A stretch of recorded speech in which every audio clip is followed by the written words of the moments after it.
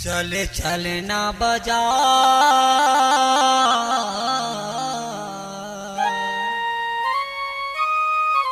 जल्दी हो जातिया,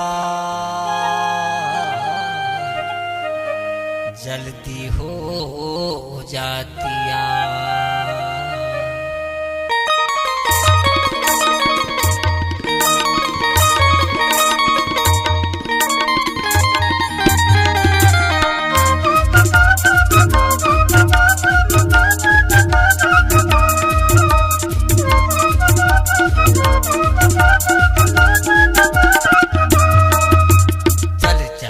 बाजार जल्दी हो जाती यार, हफ्ता भर साग भाजी ले आवो। चले चलना बाजार में तो हो गया तैयार, हफ्ता भर साग भाजी ले आवोगा। चले चलना बाजार जल्दी हो जाती यार, हफ्ता भर साग भाजी ले आवो। चले चलना बाजार में तो हो गया तैयार, हफ्ता भर साग भाजी ले आवोगा। संगे संगे दोनों जाबो, संगे संगे दोनों जाबो खारा के बाजार। चले चलना बाजार में तो हो गया तैयार, हफ्ता भर साग भाजी ले आवोगा। चले चलना बाजार में तो हो गया तैयार, हफ्ता भर साग भाजी ले आवोगा।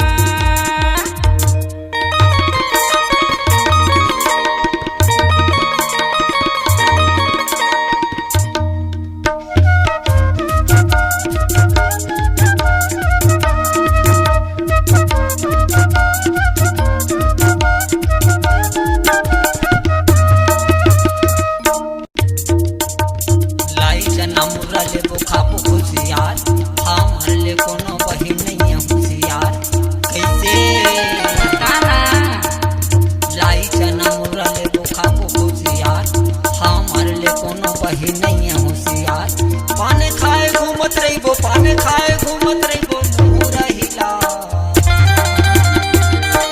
चले चलना बाजार में तो हो गया तैयार, हफ्ता भर साग भाजी ले आवोगा।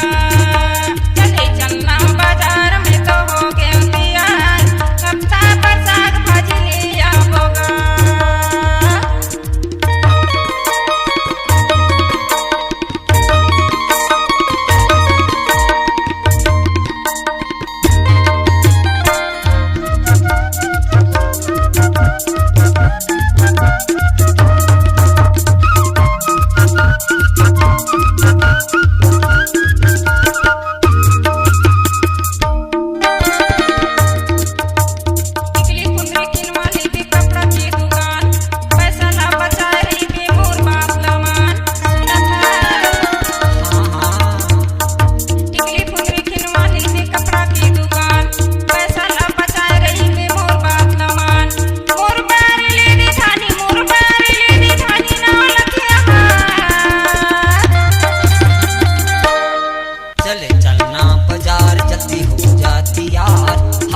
बर साग भाजी ले आवो।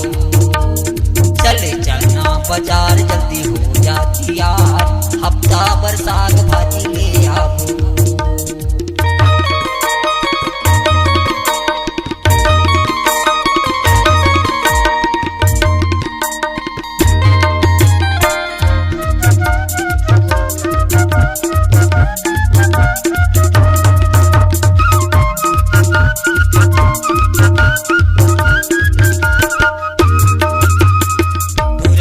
पंडिले बोटूरी पर फरार, भूले बिसरे लाते कर ले विचार। सुना था पूरा बड़ा पंडिले बोटूरी पर फरार, भूले बिसरे लाते कर ले विचार।